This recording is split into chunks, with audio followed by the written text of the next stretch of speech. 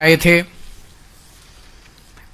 धन्यवाद देने के लिए कि जो मैंने प्रधानमंत्री जी को चिट्ठी लिखी है उनको याद दिलाते हुए कि 2015 में प्रधानमंत्री जी ने जाट समाज को आश्वासन दिया था कि दिल्ली की लिस्ट में जाट समाज ओबीसी की कैटेगरी में आता है, केंद्र की लिस्ट में नहीं आता है, तो उनको केंद्र की लिस्ट में भी डाला जाएगा।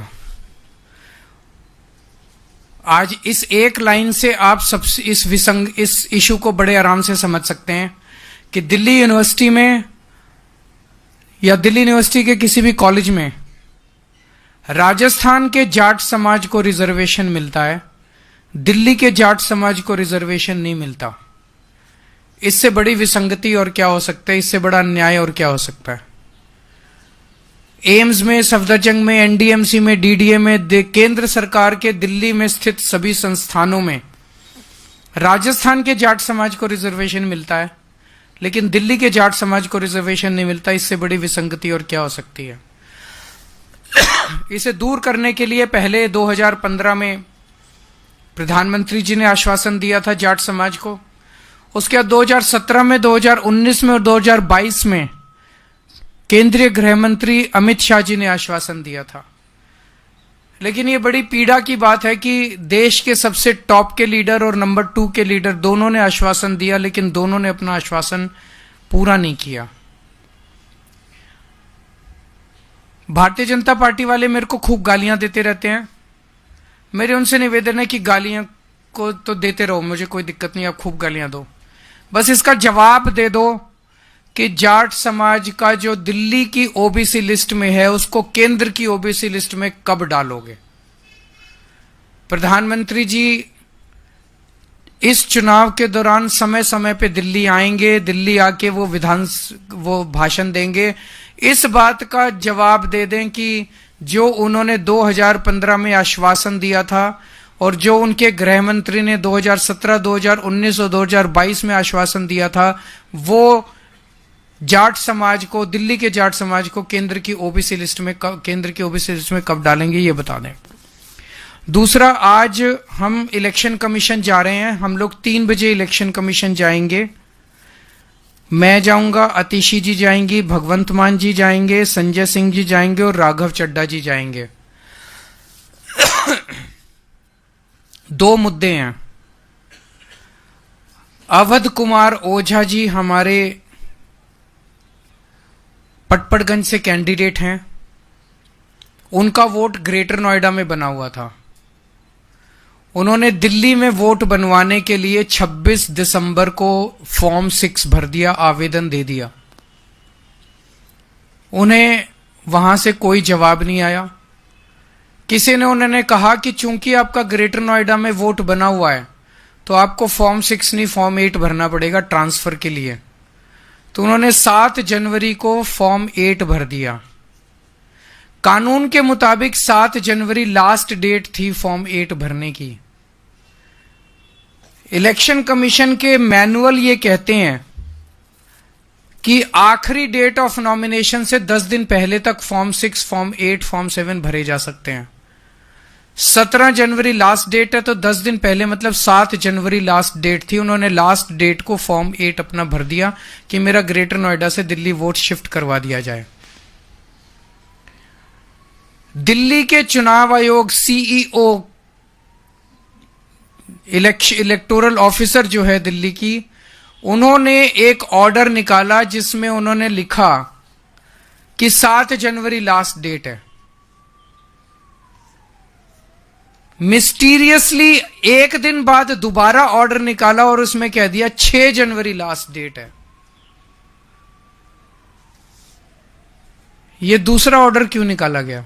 यह कानून के खिलाफ है, इलेक्शन कमीशन की गाइडलाइंस के खिलाफ है, इलेक्शन कमीशन के मैनुअल के खिलाफ है। मैनुअल ये कहता है, गाइडलाइंस ये कहती है कि लास्ट डेट ऑफ नॉमिनेशन के 10 दिन पहले तक एक्सेप्ट किया जाएगा। 10 दिन पहले होते हैं 7 जनवरी। 7 जनवरी लास्ट डेट होनी चाहिए थी। चीफ इलेक्टोरल ऑफिसर ने भी ऑर्डर निकाला था 7 जनवरी लास्ट डेट होगी। फिर अचानक से ऐसा प्रतीत होता है कि पीठ पीछे कुछ हुआ है। फिर अचानक से ये ऑर्डर आ जाता है कि 7 जनवरी नहीं 6 जनवरी लास्ट डेट मानी जाएगी। 24 घंटे के अंदर ऑर्डर पलट दिया जाता है। तो क्या इसे अवध ओझा को डिबार करने के लिए जानबूझ के ये ऑर्डर निकाला गया है? इसके बावजूद भी इलेक्शन कमीशन का मैनुअल है, वो ये कहता है कि अगर कोई एप्लीकेशन फॉर्म 8 की ट्रांसफर ऑफ वोट की लास्ट डेट के बाद भी आती है तो इलेक्शन कमीशन उसको गौर कर सकता है और स्पेशल सर्कमस्टांसेस में। हमारा तो एक कैंडिडेट के कैंडिडेचर का सवाल है, वो कैंडिडेट पटपड़गंज से चुनाव लड़ पाएगा कि नहीं लड़ पाए, इसी पे, और कोई गड़बड़ नहीं है। ग्रेटर नोएडा से इधर शिफ्ट होना है।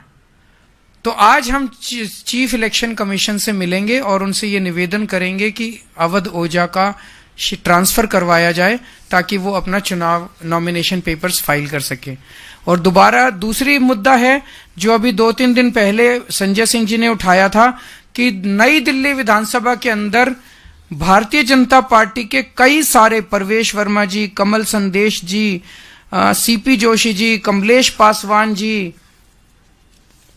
Pankaj Chaudhary ji, Jayprakash ji, Revati Tripura ji, BJP MLA MP from Purulia Singh Mahato, Jyotirmay Singh Mahato ji, sir कई इनके बीजेपी की एमपीज के घर से 30-30, 40-40, 20-20 वोट, नए वोट बनने के लिए एप्लीकेशंस गई हुई हैं। ये बड़ा मिस्टीरियस है।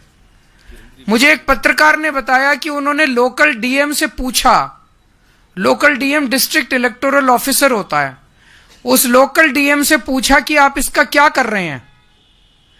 तो मेरे को उस पत्रकार ने बताया कि लोकल डीएम का जवाब था कि भाई साहब एमपीज के घर में माली भी होते हैं, नौकर भी होते हैं, फलाना भी, तो इसका मतलब डीएम मन बना चुका है कि इस खेल में डीएम भी शामिल है। ये लोग अपने इन घरों में, परवेश वर्मा जी इस घर में 10 साल 11 साल से रह रहे हैं, 11 साल से रह रहे हैं। 8 महीने पहले तो 11 साल से वो बिना माली के, बिना नौकर के, बिना रसोइये के, बिना उसके काम चला रहे थे। वहां तब तक 3 वोट बने हुए थे, वो 3 वोट से काम चला रहे थे। अब अचानक 15 दिन में उन्हें सारे रसोइये याद आ गए, सारे माली याद आ गए, सारी, ये क्या है? इलेक्शन कमीशन भी मिला हुआ है, बीजेपी भी मिली हुई है, सांसदों के घरों से 30-30, 40-40 वोट अगर 10 दिन 15 दिन पहले बनने चालू हो जाएंगे और डीएम, लोकल डीएम जो है पत्रकारों को उसकी जस्टिफिकेशन देगा, तो चुनाव की प्रक्रिया में सैंक्टिटी कहां बच गई? फिर चुनाव करा क्यों रहे हो? डिक्लेयर कर दो इनको, बीजेपी वालों को, कि बीजेपी जीत गई, बस अब इस देश के अंदर तानाशाही होगी। ये होने नहीं देंगे हम किसी हालत में। तुम हरियाणा, महाराष्ट्र जैसे मर्जी जीते होगे, दिल्ली की जनता ये एक्सेप्ट नहीं करेगी। ये फर्जीवाड़ा जो चल रहा है बीजेपी का, ये बीजेपी का जो धांधली चल रही है, इसका वोट कटवा दिया, उसका वोट जुड़वा दिया, ये दिल्ली के लोग नहीं होने देंगे, किसी हालत में नहीं होने देंगे। इन दोनों मुद्दों के ऊपर आज हम 3 बजे इलेक्शन कमीशन जाएंगे सब लोग। हमें समय नहीं मिल पाया क्योंकि कल रात को ही हमने रिक्वेस्ट भेजी है। हम इलेक्शन कमीशन के शुक्रगुजार हैं, जब भी हमने टाइम मांगा उन्होंने दिया। तो आज हम 3 बजे जाके वहां वेटिंग एरिया में बैठ जाएंगे, जैसे ही उनको समय होगा वो हमें बुला लेंगे अंदर। और चूंकि मामला बहुत अर्जेंट है, अगर तुरंत अवध ओझा का ट्रांसफर नहीं हुआ तो वो नॉमिनेशन पेपर नहीं भर पाएगा, और अगर तुरंत इसके कार्रवाई नहीं हुई और डीएम, लोकल डीएम मिला हुआ है इनके साथ, डीएम ने अगर ये सारे ऐड कर दिए वोट तो फिर उनको रिजेक्ट कराना मुश्किल हो जाएगा, क्योंकि अब लास्ट डेट खत्म हो चुकी है। तो इन दोनों मुद्दों के ऊपर आज हम उनसे मिलने के लिए जाएंगे। बहुत बहुत शुक्रिया।